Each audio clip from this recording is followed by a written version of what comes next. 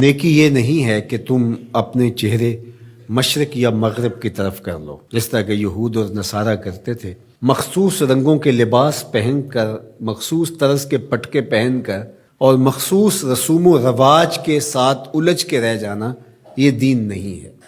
لیس البر، یہ نیکی نہیں ہے، ان تولو، کہ تم پھیر لو، وجوہکم، اپنے چہروں کو، قبل المشرق والمغرب، مشرق اور مغرب کی طرف، ولیکن البر من آمن باللہ، نیکی کیا ہے کہ کوئی اللہ پر ایمان لائے، اس کا دل اپنے رب کو مانے۔ تو نیکی کی حقیقت یہ ہے کہ آپ اپنے رب کے ہو جائیں۔ جب رب کے ہو جائیں گے تو پھر اس کے دیے ہوئے نظام کو آپ من و عن تسلیم کریں گے۔ اٹھنے بیٹھنے سے لے کر انداز معاشرت تک، امور سیاست سے لے کر طرز حیات تک، کاروبار سے لے کر نجی زندگی تک، آپ کی زندگی کا ایک گوشہ اپنے رب کے دیے ہوئے نظام کی مطابقت میں ہوگا۔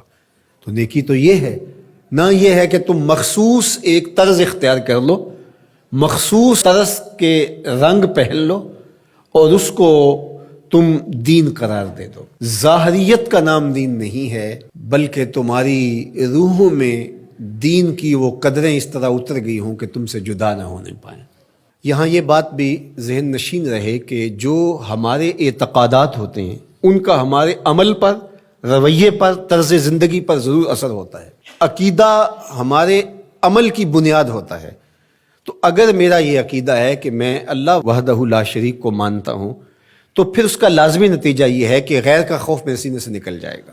اسی طرح جب آخرت کا یقین میری روح کے اندر راسخ ہو جائے گا تو میری زندگی خود بخود مرتب ہو جائے گی، منظم ہو جائے گی، کیونکہ آخرت کا تصور کیا ہے کہ میں اللہ کے حضور جواب دہ ہوں اور ایک ایک عمل اس کے حضور پیش ہونا ہے اور وہاں اعمال کی جواب دہی ہے۔ ثم لتسألن یومئذ عن النعیم۔ تو پھر کس طرح میں بند کمرے کے اندر بھی جرم کر سکتا ہوں جب یہ عقیدہ میرے ساتھ جڑ گیا ہے؟ جب ہم اپنے عمل میں کمزور ہوتے ہیں تو ہمارے عقیدے کے اندر کچھ جھول ہوتی ہے، کمزوری ہوتی ہے، اس کمزوری کی وجہ سے عمل کمزور ہوتا ہے۔ تو عمل کی پختگی اور رسوخ عقیدے کی پختگی کا نتیجہ ہوتا ہے۔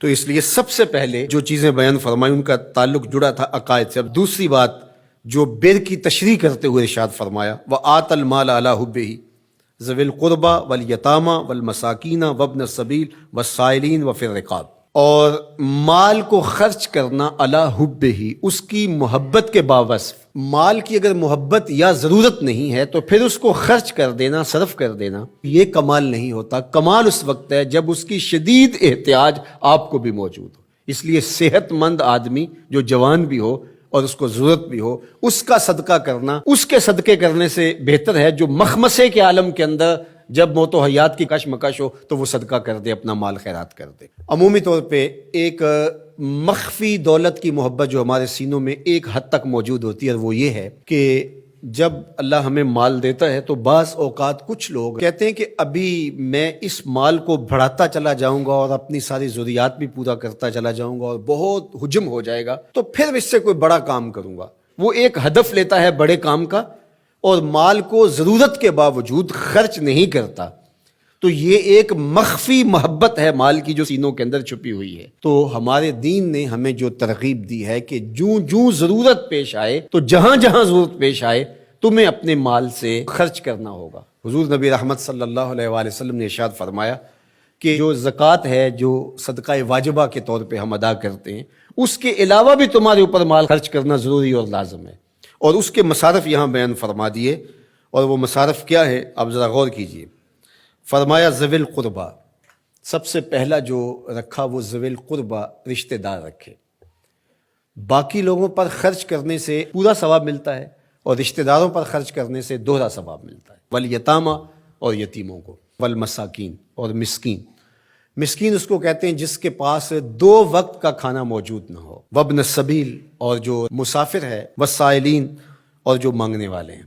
تو اگر اس کے پاس 2 وقت کا کھانا نہیں ہے تو وہ اگر مانگے بقدر کفاف اور 2 وقت کا کھانا مل جائے تو پھر مانگنا ترک کر دے تو اس کے لیے جائز ہے اور شریعت اس کو روکتی نہیں، اور ایسے شخص کو دینا ثواب بھی ہے۔ لیکن جو شخص جمع کیے ہوئے ہو، اس کے پاس موجود ہو، دولت بڑھانے کے لیے یا عادتاً مانگتا ہو، تو ایسے شخص کو نہ دینا چاہیے اور نہ اس کی حوصلہ افزائی کرنی چاہیے۔ وفی الرقاب، اور جو غلام ہیں ان کو غلامی کے بوجھ سے آزاد کرنے کے لیے مال خرچ کرنا. دور موجود کے اندر اگر کوئی قرض میں جکڑا ہوا ہے تو وہ بھی پھنسی ہوئی گردن ہے اس کو. اور میں سمجھتا ہوں کہ اس کے زمرے میں وہ شخص جس کی بیٹیاں جوان ہیں اور اس کے پاس کوئی رقم نہیں ہے کہ ان کی شادی کر سکے اور اس کی مدد کی جائے، تو یہ بھی اس سے ملتا جلتا حکم اس کے ساتھ یہ جڑ جائے گا کہ اس پھنسے ہوئے مجبور کی گردن کو چھڑایا جائے. وَأَقَامَ الصَّلَاةَ وَآتَى الزَّكَاةَ، اور نماز قائم کرنا اور زکوٰۃ ادا کرنا. وَالْمُوفُونَ بِعَهْدِهِمْ إِذَا عَاهَدُوا، اور عہد کو پورا کرنا جب وہ عہد کر بیٹھے. وَالصَّابِرِينَ،